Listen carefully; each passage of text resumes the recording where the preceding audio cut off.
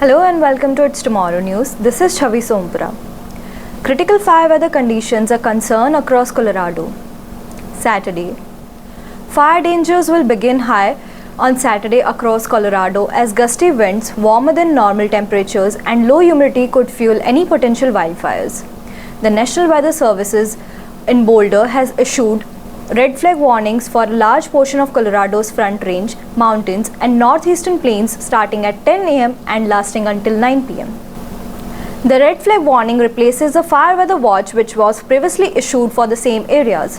Winds will kick up with drafts between 40 and 45 miles per hour, especially through the North Front Range mountains where we do have fire concerns.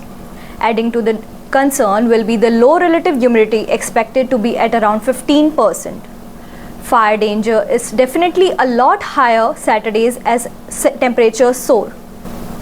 The entire Denver metro area and communities stretching north and south along the I-25 corridor from Colorado Springs to Fort Collins are included in Saturday's weather watch. Saturday's afternoon high temperature in Denver is expected to warm around 88 degrees Fahrenheit, which will likely break the old record 86 degrees set back in 1997. The National Weather Service has issued red flag warnings across central Colorado and the entire northeast corner of the state, which will be in effect Saturday morning through the early evening. Outdoor burning is discouraged.